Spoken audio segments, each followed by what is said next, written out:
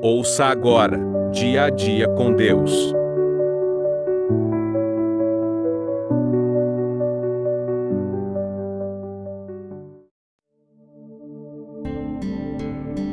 Olhe em volta. Mas receberão poder quando o Espírito Santo descer sobre vocês, e serão minhas testemunhas em Jerusalém, em toda a Judéia e Samaria, até os confins da terra. Atos, capítulo 1, versículo 8. Muitas histórias contadas neste livro são de grandes líderes que viveram em cidades importantes, lideraram grandes grupos, foram fundadores de denominações. Claro que se não fosse a força do Espírito Santo a impulsioná-los, nenhuma obra teria sido alcançada. Mas é importante ter em mente que nenhum objetivo é pequeno se Deus o colocou em sua vida. As ilhas da costa ocidental da Escócia, conhecidas como Hébridas, tinham um pouco mais de 20 mil habitantes em 1950. Eram povoados dispersos, distribuídos entre 6 ilhas principais e uma infinidade de pequenas porções de terra. Foi para essa região distante e fria, mais especificamente para a ilha de Larys, que Duncan Campbell foi enviado por Deus, e onde sua obediência foi recompensada. Duncan havia nascido nas Highlands escocesas, em uma região rural. Ele entregou sua vida a Jesus bem jovem, numa noite em que, ao se converter do pecado, suas pernas não paravam de tremer. Nesse mesmo instante, descobriu mais tarde, sua mãe orava incessantemente por ele. Em 1917, durante a Primeira Guerra Mundial, o jovem alistou-se no exército britânico e por muito pouco não morreu em uma das batalhas. Mas Deus o poupou, pois tinha um plano para ele. Quando a guerra terminou, ele começou a visitar os fazendeiros e orar com eles. Mais tarde, se tornou pastor e trabalhou com aquelas pessoas durante muitos anos. Foi aos 50 anos de idade, entretanto, que Deus começou realmente a mudar a sua vida. Ele já havia mandado avivamentos para aquela região, mas o que aconteceria mudaria para sempre a vida daquelas pessoas.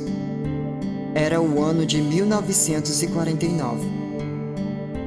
As igrejas começaram a orar por um avivamento, a começar pela localidade de Barbas.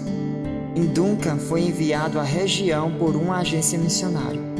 Certa noite, ele já havia pregado e as pessoas estavam saindo da igreja, quando algo começou a acontecer. As pessoas estavam desistindo de ir embora.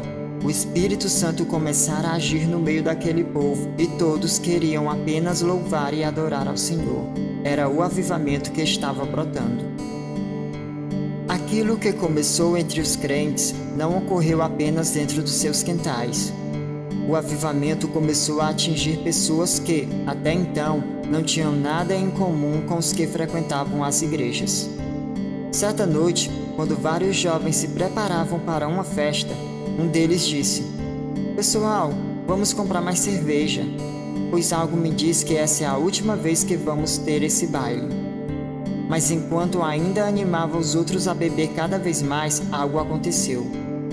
Todos sentiram a presença da glória de Deus e caíram prostrados no chão.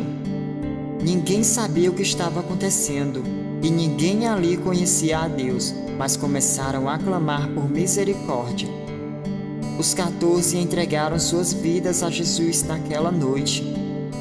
Alguns anos mais tarde, ao visitar uma igreja, Duncan conheceu aqueles jovens, a maioria presbíteros locais.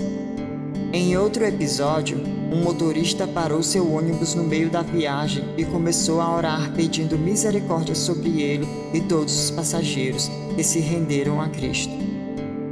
O avivamento na Escócia não mudou apenas a igreja, mas toda a sociedade, pois a igreja começava a deixar marcas de sua passagem por qualquer lugar daquele país. Essa não é uma história distante, ocorreu há apenas 60 anos e pode continuar ocorrendo.